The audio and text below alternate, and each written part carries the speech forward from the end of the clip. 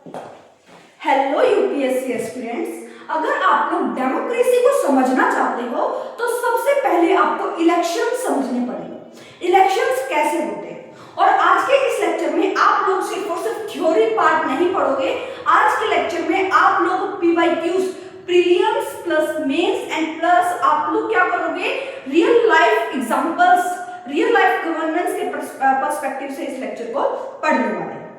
और आज के इस लेक्चर के एंड होने के बाद आपको इलेक्शन का पूरा प्रोसेस समझ आएगा, कैसे आपको प्रीलिम्स के क्वेश्चंस अटेम्प्ट करने हैं वो समझ आएगा, और आंसर राइटिंग कैसे करनी है वो भी समझ आएगा। अब क्यों आएगा उसका कारण मैं आप लोगों को बता देती हूँ, क्योंकि जो मैं आप लोग के लिए लिख के लेके आई हूँ, हर एक पर्सपेक्टिव से सब चीजें लिख के लेके आई। तो अगर आप लोग ध्यान से देखते हो, ध्यान से नोट्स को समझते हो, तो आपको कोई भी प्रॉब्लम्स नहीं आएगी। तो हम अपने लेक्चर को करेंगे, उसकी शुरुआत करते हैं। तो जो इलेक्शंस होते हैं वो क्या होते हैं, इलेक्शन का मतलब क्या होता है, छोटे से बच्चे तक को पता होगा कि इलेक्शन क्या होते हैं। हम किसी एक सरपंच की इलेक्शन तो सभी ने देखी है भाई। गांव में जब इलेक्शन होते हैं, सरपंच हेड बनता है पूरे गांव का, पूरे विलेज का, तो वहां पर क्या होते हैं, अगर पूरे गांव में 1500-1400 लोग कुछ भी हैं, तो वो क्या करते हैं, वोट डालते हैं। क्या करते हैं, वोट डालते हैं, और जिसकी ज्यादा वोट होगी वो क्या हो जाएगा, इलेक्शन जीत जाएगा, और वो उस देश को, उस गांव को चलाएगा। वो क्या करेगा, उस गांव को चलाएगा, उस गांव की भलाई के लिए काम करेगा। क्या एक छोटे से बेसिस पर आप लोगों को इलेक्शन समझ आया? अब अगर मैं आप लोगों को अच्छे से इलेक्शन को समझाऊं तो वो क्या होता है, ध्यान से देखो। क्या है कि वाई इलेक्शन, इलेक्शन जरूरी क्यों है, सबसे बड़ी बात, इलेक्शन जरूरी क्यों है। आप इमेजिन करिए कि एक ही पार्टी, एक ही इंसान एक पूरे इंडिया को, पूरे देश को चला रहा है, और हम उसको हटा भी नहीं सकते, हमारी बात की कोई वैल्यू ही नहीं है। तो आप लोग बताइए, आप कैसे देश में रह रहे हो, किस तरह के देश में रह रहे हो। तो जब हम किसी को वोट डालते हैं, या फिर एक ही पार्टी को हम वोट डाल सकते हैं, कोई चॉइसेस नहीं है, कुछ नहीं है, और हमारी सुनी नहीं जा रही, तो वो डेमोक्रेसी नहीं है, वो एक डिक्टेटरशिप है। क्या है, डिक्टेटरशिप है, तानाशाही। लेकिन आज हम लोग डेमोक्रेसी पढ़ेंगे, डेमोक्रेसी को लिंक करते हुए इलेक्शन के बारे में पढ़ेंगे। तो ध्यान से ये लेक्चर आपके लिए क्या है, इंपॉर्टेंट है, ध्यान से इस चैप्टर को देखेंगे। हाँ जी, अगर मैं इलेक्शंस की बात करती हूँ, व्हाई इलेक्शन, इलेक्शन जरूरी क्यों है। सबसे बड़ी बात, इलेक्शन होता क्या है, प्रोसेस ऑफ चूजिंग रिप्रेजेंटेटिव, अपने प्रतिनिधि को चुनने की जो प्रक्रिया होती है। मैं अपने प्रतिनिधि को चुनने की जो प्रक्रिया कर रही हूँ, वोट डाल रही हूँ, ये सब चीजें कर रही हूँ, तो वो क्या है, इलेक्शन। क्या है, इलेक्शन। तो सिंपली अगर आप लोगों को इलेक्शन के बारे में कोई क्वेश्चन आ जाए, तो मेन आंसर राइटिंग में क्या लिखोगे, सबसे पहले कि आप लोगों को सबसे पहले इंट्रोडक्शन लिखना है। इंट्रोडक्शन कैसे लिखोगे, इलेक्शन, इलेक्शन क्या होता है, process of choosing representative, process of choosing representative. कितनी बात क्लियर हुई, हम लोग अपने प्रतिनिधि को चुन रहे हैं, उस प्रक्रिया से जब हम गुजर रहे हैं, तो उसी को बोलते हैं इलेक्शन। क्या बोलते हैं, और इलेक्शन। तो आप सभी को पता है हमारा चैनल जो यूपीएससी बाइलिंगुअल है, यानी दोनों मीडियम के बच्चे यहाँ पर पढ़ सकते हैं, हिंदी भी और इंग्लिश भी। ध्यान से सुनते रहना, जरूरी नहीं है कि मैं अगर आपको इंग्लिश में लिख के आई हूँ तो आप लोगों को कुछ समझ नहीं आएगा, बिल्कुल आसानी से समझ आएगा, तो ध्यान से पढ़ते रहना, ठीक है। इलेक्शन समझ आया, इलेक्शन क्या है, process of choosing representative why needing democracy. एक लोकतंत्र देश में इसकी जरूरत क्यों पड़ती है भाई। लोकतंत्र देश क्या है, जिसमें जनता का सबसे बड़ा महत्वपूर्ण, जनता के हाथ में सत्ता हो, पावर हो, जनता जिसको चाहे गद्दी पर बिठा दे, जिसको चाहे गद्दी से उतार दे। तो ये सारी चीजें कब होगी, जब इलेक्शंस होंगे। जब क्या होंगे, इलेक्शंस होंगे, जनता की बातें सुनी जाएंगी, जनता एक इंपॉर्टेंट रोल प्ले करेगी, तो ये सारी चीजें जरूरी है। जैसे कि why needing democracy, people can not govern directly, हर एक इंसान जो है अपने देश को नहीं चला सकता। मान के चलो सारा का सारा देश ही अपने आप को चला रहा है, कैसे, हर एक जो पीपल जो है वो कैन नॉट गवर्न डायरेक्टली, एक साथ गवर्न नहीं कर सकते, ठीक है, डायरेक्टली उस देश को गवर्न नहीं कर सकते। इसीलिए हमें प्रतिनिधि की जरूरत होती है, जो एक प्रोसेस से चुना जाएगा, एक प्रक्रिया से चुना जाएगा, और वो सरकार बना के क्या करेंगे, वो एक देश को चलाएंगे, मेंटेन करेंगे। तो सबसे पहला क्या होगा, people can not govern directly, इसीलिए हमें डेमोक्रेसी की जरूरत पड़ती है।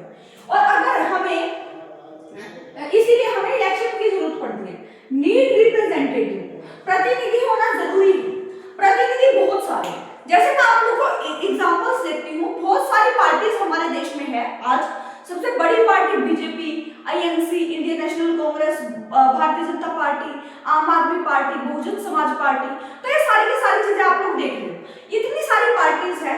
अब इनमें जितने भी बंदे खड़े होंगे, जितने भी इंसान खड़े होंगे, वो क्या है? रिप्रेजेंटेटिव। क्या है? रिप्रेजेंटेटिव, प्रतिनिधि। अब जिनको जो आपको फेवरेट लगता हो, जो आप लोग को लगता हो कि हमारे देश के लिए अच्छा काम कर रहा है, आप उसको वोट डालो। वोट कैसे डालोगे? जब वो प्रतिनिधि खड़ा होगा। हमें प्रतिनिधि चाहिए ना, प्रतिनिधि जरूरी है। क्या है? प्रतिनिधि जरूरी है, जो कि वोट, जो कि इलेक्शन लड़ेगा। क्या करेगा?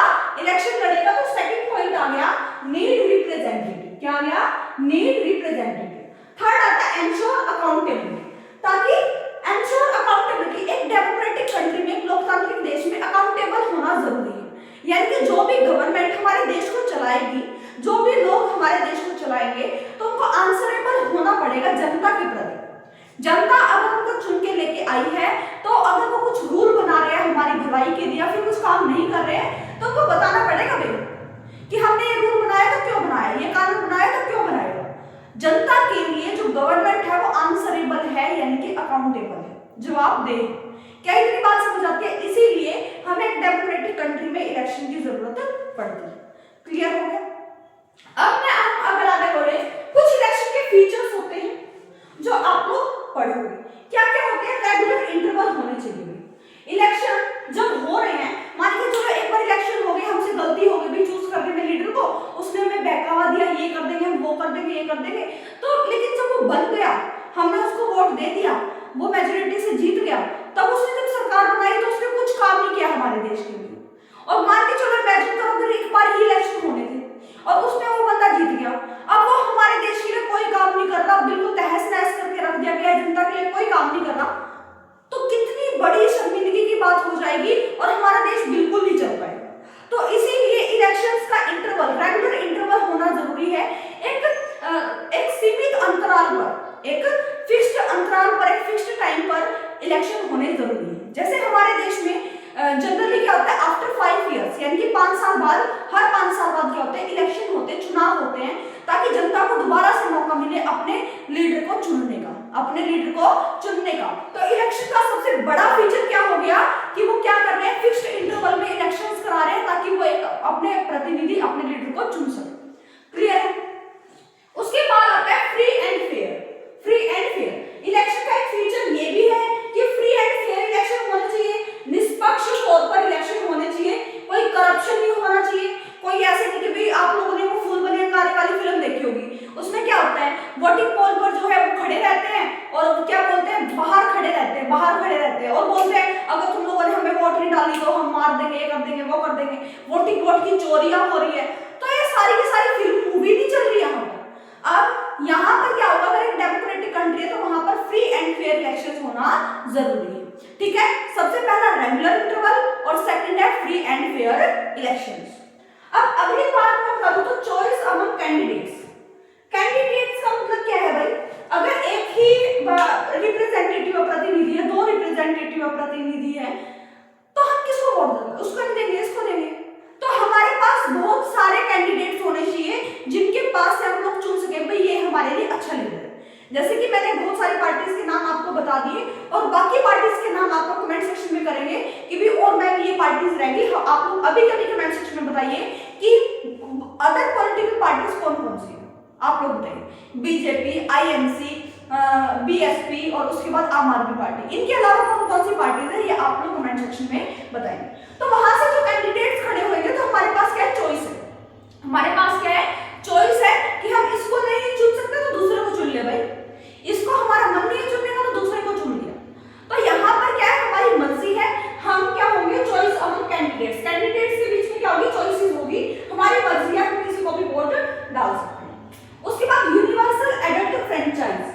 यूनिवर्सल एडल्ट फ्रेंचाइज देखो मैं स्टार्टिंग से क्लास 6 से लेकर 10th तक पे पहुंच गए हैं और हर एक चैप्टर में मैं आप लगभग हर एक चैप्टर में इस वर्ड का जिक्र कर ही देती हूँ, यूनिवर्सल एडल्ट फ्रेंचाइज, यानी कि सार्वभौमिक वयस्क मताधिकार, जिसका मतलब होता है 1 पर्सन 1 वोट 1 वैल्यू। एक व्यक्ति है, एक मत है और उसका एक ही वैल्यू रहेगा, इसको बोलते हैं यूनिवर्सल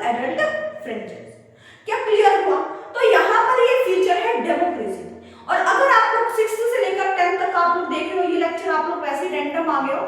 तो अगर आप लोग अच्छे से सीरियस एक्सपीरियंस हो और आप लोग यूपीएससी की प्रिपरेशन कर रहे हैं तो स्टार्टिंग से 6th 7th 8th जो बेस बनना आप लोग का वो सारी की सारी चीजें देख सकते हैं, प्लेलिस्ट में दिया गया है तो आप लोग देख सकते हैं। अब मैं आप लोगों को बताना चाहती हूँ, अगर हमने जितना पढ़ा, अगर हम माइंड मैप के थ्रू इसको पढ़े, व्हाई इलेक्शन, इलेक्शन क्यों जरूरी है भाई, इलेक्शन क्यों जरूरी है भाई, रिप्रेजेंटेशन लेजिटिमेसी, रिप्रेजेंटेशन लेजिटिमेसी, इसका मतलब क्या है, people choose become valid leaders of people, ताकि लोग एक अपने लीडर को चुन पाए, एक अपने प्रतिनिधि को चुन पाए।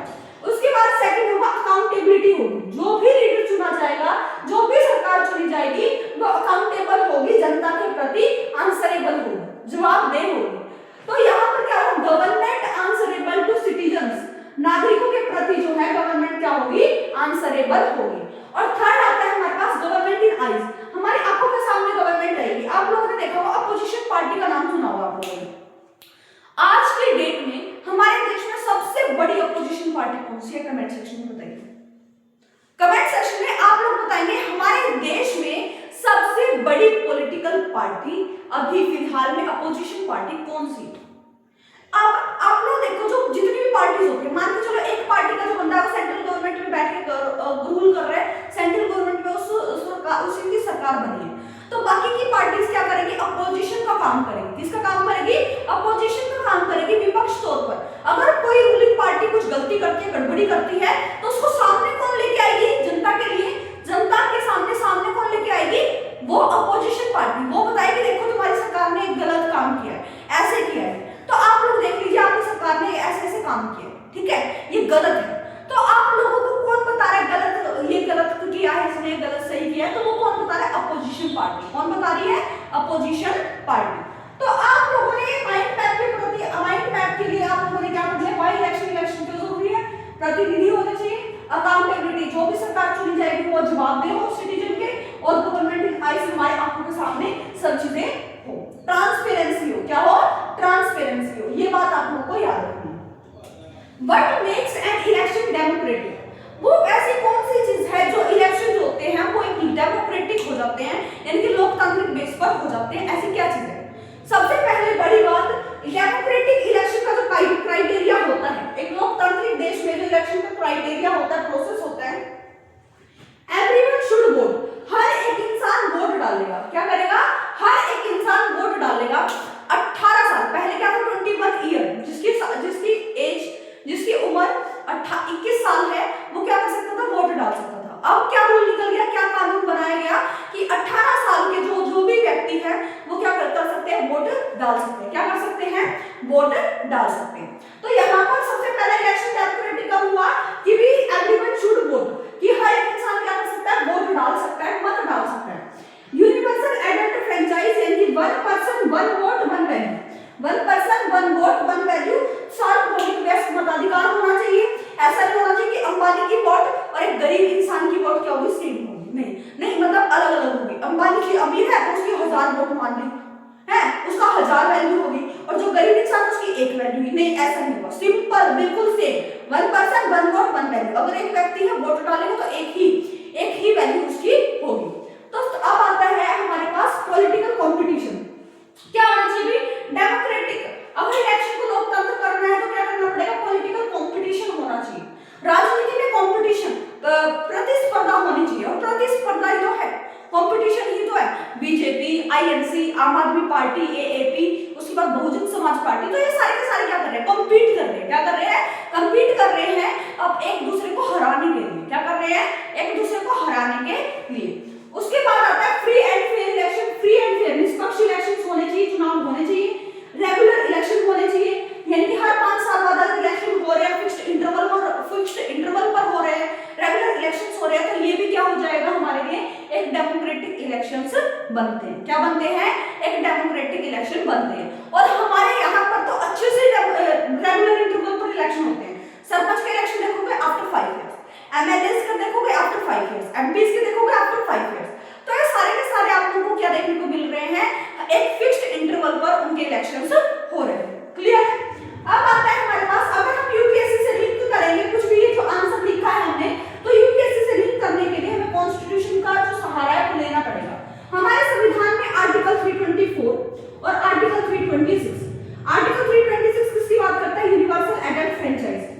यूनिवर्सल एडल्ट फ्रेंचाइज की बात करता है कि सभी का वोट जो है वो समान होगा, ये बोलता है आर्टिकल 326। ये बात आप लोगों को याद रखनी है, और जब आप लोग मेंस आंसर राइटिंग करोगे तो ये बात आप लोगों को याद रखनी है। उसके बाद जो आर्टिकल 324 है ये बात करता है इलेक्शन कमीशन ऑफ इंडिया। किसकी बात करता है? Election commission of India, ECI की बात करता है। और इलेक्शन कमीशन के बारे में आप लोग बहुत सारी चीजें जानोगे। इलेक्शन कौन कराता है? Election commission of India. Free and fair election कौन कराएगा? Election commission of India. क्या क्या तरीके वो अपनाएगा वो भी आप लोग को याद रखने, ठीक है? तो आप लोग को बहुत सारी चीजें पता चलेंगी, तो अब आप लोग को ध्यान से इस चीज को देखना। क्या आप लोग को ये सारी चीजें समझ आई? अगर ये सारी चीजें समझ आई तो अब हम चलते हैं आगे। अगर मैं आगे बात करूं, इलेक्टोरल पॉलिटिक्स क्या होता है भाई? जिसमें कंपीट करने के लिए बहुत सारी पॉलिटिकल पार्टीज होती है, उसी को बोलते हैं इलेक्टोरल पॉलिटिक्स। क्या बोलते हैं? Electoral politics. तो यहाँ पर क्या होगा? Different parties compete to win election. अलग अलग पार्टीज जो होती हैं वो इलेक्शन जीतने के लिए क्या करती है? कंपीट करती है, प्रतिस्पर्धा करती है। क्या करती है? प्रतिस्पर्धा, यानी कि कंपीट करती है। जैसे INC सबसे बड़ी आज के टाइम पर विपक्ष पार्टी कौन सी है? INC, Indian national Congress. और वो किसको कंपीट कर रही है भाई? बीजेपी को। किसको कंपीट कर रही है? बीजेपी को। और भी बहुत सारी छोटी छोटी पार्टीज है जो कि कंपीट कर रही है आगे बढ़ने के लिए, आगे आने के लिए, लीडरशिप लेने के लिए, गवर्नमेंट सरकार चलाने के लिए, देश चलाने के लिए। तो यहाँ पर क्या है? इलेक्टोरल पॉलिटिक्स यही है जहाँ पर पॉलिटिकल पार्टीज कंपीट करती है, प्रतिस्पर्धा करती है जीतने के लिए। अब जैसे पार्टी एग्जांपल ले लिया था मैंने, INC, बीजेपी, BSP, आम आदमी पार्टी एक्सेट्रा, बहुत सारी पार्टीज हो सकती है। अब इसके नाम आप लोग बताओगे मुझे कमेंट सेक्शन में, ठीक है? अब आता है व्हाई इंपॉर्टेंट। अब आप लोग को समझ ना आ रहा हो ना, तो मैं आपको एक चीज बता देती हूँ। ये सारा का सारा मेंस आंसर राइटिंग लिखा हुआ है यहाँ पर, आपको दिखाती है। अगर इलेक्शन की बात कर रहा है, कुछ भी बात कर रहा है, तो सबसे पहले क्या दोगे? इंट्रो दोगे, प्रीचर दोगे। इलेक्शन होते क्या है? इलेक्शन क्या है? Process of choosing representative. अपने प्रतिनिधि को चुनने के लिए जो प्रोसेस होती है, प्रक्रिया होती है, उसको बोलते हैं।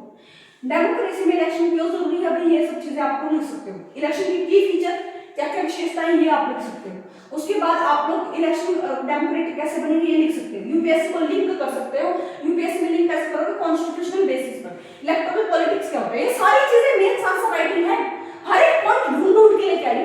अगर आप लोग गौर से देख रहे हो तो आपकी मेंस आंसर राइटिंग धीरे धीरे बढ़ रही है, स्टेप बाय स्टेप में लेके जा रही है। तो ध्यान से इस चीज को सुनते जाना। आप ये मत सोचना कि आपको कुछ नहीं हो रहा, साथ साथ मेंस आंसर राइटिंग प्रैक्टिस कर रहे हो आप, तो ध्यान से देखना। अब मैं लास्ट में जो मेंस आंसर राइटिंग दूंगी ना आप लोगों को करने के लिए, तो आप लोगों को पता चलेगा आपको कितना फायदा होगा। ध्यान से देखना। हाँ जी, व्हाई इंपॉर्टेंट, ये जरूरी क्यों है? ताकि गिव रियल चॉइसेस, हमें चॉइसेस मिल सके हमें, forces parties to work for people. अब जब इतनी सारी पॉलिटिकल पार्टीज कंपीट कर रही हैं एक लीडरशिप लेने के लिए, सरकार बनाने के लिए, देश को चलाने के लिए, तो वहां पर क्या होगा? जो पार्टी जीती नहीं है, जो पार्टी हार गई है, तो वो क्या करेगी? वो अपोजिशन पार्टी बन जाएगी। क्या बन जाएगी? अपोजिशन पार्टी बन जाएगी। और वो जनता को दिखाएगी कि आपकी पार्टी, आपकी रूलिंग पार्टी ये काम कर रही है, ये कर रही है। तो ये गलत है, सही है, तो वो जनता ही बताएगी। लेकिन जो अपोजिशन पार्टी ये दिखा देगी भाई ये गलत किया उसने, क्या किया है? गलत किया। तो वो क्या करेगी? फोर्स करेगी एक रूलिंग पार्टी को सही तरीके से काम करने के लिए। क्या करेगी? फोर्स करेगी कि तुम जनता के लिए क्या करो? काम करो, ठीक है? उसके बाद आता है एंश्योर अकाउंटेबिलिटी। क्या आता है? एंश्योर अकाउंटेबिलिटी की जवाबदेह होनी चाहिए। जो भी हमारे पास रूलिंग पार्टी है वो क्या होनी चाहिए? जनता के प्रति जवाबदेह होनी चाहिए। ये बात आप लोगों को याद रखनी है। अगर मैं बात करूं ड्रॉबैक्स की, अगर मैं बात करती हूँ ड्रॉबैक्स की, कुछ नुकसान, जिससे कुछ फायदे होते हैं ना, कुछ नुकसान भी उठाने पड़ते हैं। इतने बड़े बड़े इलेक्शन हो रहे हैं, पूरे देश में हो रहे हैं। सत्ता का जो खेल होता है ना, एक कीचड़ होता है, एक दलदल होता है। अगर आप लोग चले गए ना उसमें, फंसते चले जाओगे, आपको पावर का नशा हो जाएगा, शक्ति का जो नशा हो जाएगा, सत्ता का। ये कैसी चीज है? और इसका ड्रॉबैक पता है क्या? ड्रॉबैक दिखाती हूँ आपको। करप्शन सबसे ज्यादा हुआ। क्या हुआ? करप्शन हुआ। यानी कि पैसे का लेन देन, भाई तू मेरे को वोट दे, 1000 लाख रुपए दे दी मैंने, 2 लाख दे दे, 3 लाख दे दे, 4 लाख दे दी। तो यहाँ पर क्या बढ़ रहा है? करप्शन बढ़ रहा है, रिश्वत खोई हुई है, रिश्वत दी जा रही है। एक चीज को पाने के लिए क्या दी जा रही है? रिश्वत दी जा रही है। अपने मसल्स का प्रयोग किया जा रहा है। एक बंदे को, एक जो बड़ी पॉलिटिकल पार्टी है, जो बड़ी जो है वो शक्ति पावरफुल है, तो वो क्या करेगी? प्रेशराइज कर रही है जनता को कि भी हमें वोट दे। किसी भी इंसान इंसान को वोट देने की प्रेशराइज करना, तो ये क्या होगी, डिसएडवांटेज होगी। क्या होगी, disadvantage. Lead to dirty politics, कुछ भी गंदा खेल खेल लिया पॉलिटिक्स में, राजनीति में, जैसे कि मनी पावर, पैसे का इस्तेमाल किया, मसल्स पावर, यानी कि डंडों से पिटवा दिया, मरवा दिया, तो ये सारी चीजें यहाँ पर देखने को मिलती है। उसके बाद create political polarisation, political parties में क्या हो जाती है, दुश्मनी हो जाती है इन सब चीजों से। अब आती है आवर इलेक्शन सिस्टम। हमारे देश में, इंडिया में कैसे हमारे इलेक्शन सिस्टम होते हैं, कैसे इलेक्शन होते हैं, ये बात आप लोगों को पता करनी है। फर्स्ट आता है की कंपोनेंट्स। बहुत सारे कंपोनेंट्स होते हैं, तत्व होते हैं जिससे हम इलेक्शंस कंडक्ट करते हैं। पहला आता है हमारे पास कॉन्स्टिट्यूएंसी। क्या आता है, कॉन्स्टिट्यूएंसी यानी कि निर्वाचन क्षेत्र। हमारे देश को बहुत सारे निर्वाचन क्षेत्र में बांट दिया गया है। 543 निर्वाचन क्षेत्र है हमारे देश में, 545 भी है। तो आप लोग क्या देखना चाह रहे हो यहाँ पर कि हमारे देश को छोटे छोटे हिस्सों में बांट दिया गया, जहां से एक एमएलए, एक एमपी निकल के आएंगे और वही जाके संसद में बैठकर हमारे लिए क्या बनाएंगे, कानून बनाएंगे, लॉ मेकिंग करेंगे। तो यहाँ पर सबसे पहला क्या हो गया हमारे पास, कॉन्स्टिट्यूएंसी यानी निर्वाचन क्षेत्र। हमारे कंट्री को, हमारे इंडिया को छोटे छोटे हिस्सों में क्या कर दिया, छोटे छोटे एरिया में डिवाइड कर दिया, बांट दिया। अब सेकंड आता है वोटर्स लिस्ट। क्या आता है, वोटर लिस्ट यानी कि मतदाता सूची। क्या आता है, मतदाता सूची। वोटर्स लिस्ट होता है एवरी 18 ईयर, जो 18 साल का हो चुका है वो इंसान वोट डाल सकता है। तो वोटर लिस्ट जारी की जाती है, भाई इतने इंसान है, ये सारी चीजें, ये इतने एज के हो चुके हैं, तो उनकी वोटर बनाए जाते हैं, वोटर आईडीज बनाए जाते हैं। तो ये काम भी किसका है, वोटर लिस्ट। ये क्या है, वोटर लिस्ट। अब आता है नॉमिनेशन ऑफ कैंडिडेट। जो भी कैंडिडेट उस प्रतिस्पर्धा में खड़ा हो रहा है, किसी भी पॉलिटिकल पार्टी को कम्पीट कर रहा है, तो वो उनका क्या होगा, नामांकन होगा। क्या होगा, नामांकन होगा। अब नामांकन क्या है भाई, फिलिंग ऑफ फॉर्म्स। फॉर्म भरेंगे भाई, क्या भरेंगे, फॉर्म भरेंगे, ताकि वो इलेक्शन में खड़े हो सके। उसके बाद आता है इलेक्शन कैंपेन। क्या करेंगे, इलेक्शन कैंपेन। अब एक बार उन्होंने फॉर्म भर दिया, उन्होंने नामांकन पूरा कर दिया, तो क्या होगा, अब वो क्या कर सकते हैं, दौरे पर जा सकते हैं, कैंपेन कर सकते हैं, यानी कि ये क्या कर सकते हैं, रैली निकालते हैं ना। जितनी भी बड़ी बड़ी पॉलिटिकल पार्टीज होती है, वो आज मोदी पानीपत में आ रही है, यहाँ पर आ रहा है, वो वहां पर आ रहे हैं, तो क्या करते हैं, रैलीज निकालते हैं। क्या करते हैं, रैलीज निकालते हैं, ताकि पार्टी जो है अपने कैंडिडेट को प्रमोट कर सके, वो बता सके हमारे पार्टी से ये कैंडिडेट खड़ा हो रहा है, इसको वोट करिए, इसको वोट करिए, इसको मत दीजिए अपना। तो यहाँ पर क्या हो गया, इलेक्शन कैंपेन। क्या हो गया, इलेक्शन कैंपेन। उसके बाद अगर मैं बात करूं पोलिंग एंड काउंटिंग। क्या होता है, polling and counting. Polling and counting में क्या होगा, वोट डाल दी जाएगी, अब उसके बाद जो रिजल्ट, परिणाम होंगे वो निकल के आएंगे। ठीक है, रिजल्ट आएगा। तो यहाँ पर ये सारी हमारे पास प्रक्रिया होती है। सबसे पहले छोटे छोटे हिस्सों में हमारे देश को बांट दिया गया। ठीक है, सेकंड आता है हमारे पास वोटर लिस्ट जारी कर दी गई, वोटर लिस्ट जारी कर दी गई। थर्ड आता है हमारे पास नॉमिनेशन ऑफ कैंडिडेट्स, नामांकन होगा, उसके बाद रैलीज निकलेगी, उसके बाद क्या होगा, इलेक्शन कैंपेन, दौरे होंगे भाई, और उसके बाद पोलिंग एंड काउंटिंग होगी। क्या होगी, पोलिंग एंड काउंटिंग होगी। ये बात आप लोग को याद रखनी है। ठीक है, 5 मेन जो है कंपोनेंट होते हैं, जो आप लोग को याद रखने हैं, भूलने नहीं है। ठीक है, अब यहाँ पर आता है role of election commission. Election commission का क्या रोल है, इलेक्शन कमीशन का क्या रोल है, चुनाव आयोग। क्या बोलते हैं, चुनाव आयोग का क्या रोल है। जितने भी हमने प्रोसीजर देखे, कॉन्स्टिट्यूएंसी एरिया में वार्ड के नामांकन हुए, सारी चीजें हुई, ये कौन कराएगा भाई, ये सारे के सारे कराएंगे इलेक्शन कमीशन यानी कि चुनाव आयोग। चुनाव आयोग ये सुनिश्चित करता है कि फ्री एंड फेयर इलेक्शन हो, निष्पक्ष तौर पर इलेक्शन हो, चुनाव हो, कोई करप्शन ना हो, कोई गलत चीजें ना हो, गलत हथकंडे ना अपनाए जाए एक पॉलिटिकल पार्टी जीतने के लिए। तो यहाँ पर क्या होगा, इलेक्शन कमीशन जो है वो एक कॉन्स्टिट्यूशनल बॉडी है, जो कि इंडिपेंडेंट अथॉरिटी है, लाइक जुडिशरी। जैसे जुडिशरी इंडिपेंडेंट है, किसी से नहीं डरेगी, निष्पक्ष फैसला लेगी, इसी तरह जो है हमारी इलेक्शन कमीशन है, चुनाव आयोग है, जो फ्री है, अपनी तरफ से, लोगों की तरफ से फ्री है कि भी आप लोग अपना आराम से फ्री एंड फेयर इलेक्शंस कराइए। जैसे जुडिशरी क्या है, इंडिपेंडेंट है, वैसे ही हमारी इलेक्शन कमीशन, चुनाव आयोग भी क्या है, इंडिपेंडेंट है। जो इलेक्शन कमीशन होते हैं वो क्या कराते हैं, इलेक्शन कंडक्ट कराते हैं। क्या कराते हैं, इलेक्शंस कंडक्ट कराते हैं। करंट अफेयर्स याद रखना भाई, अभी जो है फिलहाल में कुछ रिसेंट में क्या हुआ था कि राहुल गांधी जी जो है वो वोटिंग लिस्ट निकाल रहे थे, वोटर लिस्ट निकाल रहे थे, सारी चीजें उन्होंने की ताकि पता चल सके कि भी वोटिंग में कोई गड़बड़ी तो नहीं हुई, ये सब चीजें तो नहीं हुई। तो यहाँ पर भी आप लोग ध्यान से देख सकते हो, करंट से आप लोग लिंक कर सकते हो। अगर मैं बात करती हूँ फंक्शंस, कुछ कार्य की अगर मैं बात करूँ, कंट्रोल इलेक्शन प्रोसेस। जब तक इलेक्शन चलेंगे तो वो किसके हाथ में होगी प्रोसेस, उनकी प्रक्रिया, इलेक्शन कमीशन यानी कि चुनाव आयोग। चुनाव आयोग जैसे चाहेगा वो वैसे काम करेगा, लेकिन फ्री एंड फेयर होने चाहिए, निष्पक्ष चुनाव होने चाहिए। एंश्योर फेयरनेस, एंश्योर फेयरनेस यानी कि कोई चीटिंग नहीं होने देनी है, कोई चीटिंग नहीं होगी, किसी के ऊपर कोई दबाव नहीं डाला जाएगा। तो ये कौन एंश्योर करेगी? ये एंश्योर करेगी हमारी इलेक्शन कमीशन यानी कि चुनाव आयोग। उसके बाद आता है implement model code of conduct यानी कि एमसीसी। एमसीसी को क्या किया गया? इम्प्लीमेंट किया गया। अब मैं एमसीसी को आपको थोड़ा सा डिफाइन कर देती हूँ, ये आपको करंट अफेयर का हो जाता है। एमसीसी का मतलब होता है इलेक्शन कंडक्ट ऑफ मोड। क्या हो जाता है? Implement model code of conduct. इसका मतलब होता है बेटा कि गवर्नमेंट सरकार की जो रिसोर्सेज है उनका इस्तेमाल जो है पॉलिटिकल पार्टीज नहीं कर सकती है। ऐसा नहीं, इलेक्शन पास आ चुके हैं, जो रूलिंग पार्टी थी वो क्या बना रही है? पॉलिसी स्कीम बना रही है जनता के लिए। क्यों बना रही है भाई? ये काम तो बाद के है ना, जब इलेक्शन जीत जाएंगे तो गवर्नमेंट की जो रिसोर्सेज है उनका इस्तेमाल पॉलिटिकल पार्टीज नहीं कर सकती है, पैसों का इस्तेमाल पॉलिटिकल पार्टीज नहीं कर सकती है।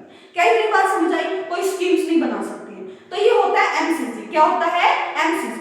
उसके बाद अगर मैं बात करूं यूज इलेक्ट्रॉनिक वोटिंग मशीन, जो हमारा इलेक्शन कमीशन है, चुनाव आयोग है, वो वोटिंग कमीशन ये क्या करता है? इलेक्ट्रॉनिक वोटिंग मशीन के द्वारा जो है वोटिंग काउंटिंग यानी कि वोट काउंट होती है, ताकि कोई चीटिंग ना हो, फेक वोट्स ना डाले, काउंटिंग हो जाए, फास्ट हो जाए। तो ये सारी चीजें होती हैं। तो जो इलेक्ट्रॉनिक वोटिंग मशीन है, ईवीएम का प्रयोग किया जाता है, इस्तेमाल किया जाता है गिनने के लिए, ताकि कोई भी फेक वोट्स ना डाल पाए।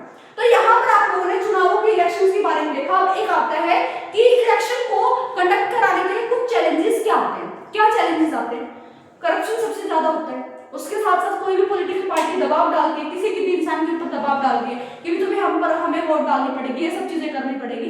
तो ये सारी चीजें क्या है? हमारे लिए चैलेंजेस हैं। इतने बड़े देश के इलेक्शंस कराना और फ्री एंड फेयर कराना थोड़ा मुश्किल होता है, लेकिन चुनाव आयोग इसको हैंडल करती है। अब उसमें कुछ रिफॉर्म्स, कुछ चेंजेस कैसे लाए जा सकते हैं? कुछ फेयरनेस होनी चाहिए भी इलेक्शन कमीशन ऑफ इंडिया जो है। अब देखो पॉलिटिकल पार्टीज अभी क्या है? गवर्नमेंट सरकार के जो है सरकार के अंडर में काम कर रही है पुलिस, सारी चीजें। लेकिन जब इलेक्शन होते हैं तब सरकार के अंडर में नहीं रहती पुलिस। जहां पर वो वहां पर इलेक्शन होते हैं, वो किसकी बात मानेगी? चुनाव आयोग की बात मानेगी, क्योंकि चुनाव आयोग तब उस टाइम पर क्या होता है? पावरफुल होता है। तो यहाँ पर ये सारी चीजें आप लोगों ने देखी। तो यहाँ पर आप लोगों ने देखा कि इलेक्शंस कैसे होते हैं, कैसी चीजें होती हैं। तो यहाँ पर मैंने आप लोग के नोट्स जैसे लिखवाए हैं, वो कैसे लिखवाए हैं? बेसिक जो मेंस प्रैक्टिस आप लोग कर सकते हो उसी तरह लिखवाए हैं। कैसे आप लोग इंट्रो लिखोगे, बॉडी लिखोगे, उसके बाद कॉन्स्टिट्यूशनल ऐड करोगे, आर्टिकल्स ऐड करोगे, उसके बाद एक स्ट्रॉन्ग कंक्लूजन पर छोड़ोगे। एक लोकतंत्र देश में इलेक्शन जरूरी है ताकि हम लोग एक लीडर को चुन पाए और वो हमारे लिए एक अच्छे से काम करे। ठीक है, तानाशाही नहीं होनी चाहिए, एक ही लीडर है वही काम कर रहा है, ऐसा नहीं होना चाहिए। जैसे आप लोगों ने नॉर्थ कोरिया में देखा होगा, नॉर्थ कोरिया में कौन है? Kim Jong. कौन है? किम जोंग, जो कि पूरी की पूरी तानाशाही कर रहा है, डिक्टेटरशिप है वहां पर। ठीक है, अब यहाँ पर आप लोग देख सकते हो, क्लियर है? तो मैं साइड हो जा रही हूँ, आप लोग स्क्रीनशॉट लेना चाहते हो स्क्रीनशॉट लीजिए और या फिर साथ साथ नोट्स बना लीजिए। ठीक है, क्लियर हो गया? अब यहाँ पर हम लोग लेक्चर को ओवर करते हैं। अब ये मत सोचना मैम पीवाईक्यूज नहीं कराए, ये नहीं कराए। अभी जब आपके पास लेक्चर आएगा तुरंत ही आप लोग के पास कमेंट सेक्शन में जाना। आप लोग कुछ मेंस आंसर राइटिंग के लिए मैंने क्वेश्चन दिए हुए हैं, पीवाईक्यूज दिए हुए हैं प्रीलिम्स के, जो आप लोग को सोल्व करने हैं। और जब सोल्व करो तो कमेंट सेक्शन में बताना यस मैम हमसे सोल्व होगी। अगर आपसे सोल्व नहीं होता है तो कमेंट सेक्शन में ये भी बताना प्रॉब्लम का हमारी, ताकि हम अगले लेक्चर में उसको सोल्व कर पाए। ओके, तब तक के लिए थैंक यू। और अगर आप लोग ऐसे लेक्चर्स, ऐसे कॉन्सेप्ट्स अच्छे से देखना चाहते हो, अगर आपको कॉन्सेप्ट अच्छे से समझ आया तो आप लोगों को डेली 8 PM पर वीडियो अपलोड होता है, तो आप लोग उसको देखिए, ध्यान से देखिए और हमारे चैनल को ज्वाइन कीजिए। ओके, क्लियर है?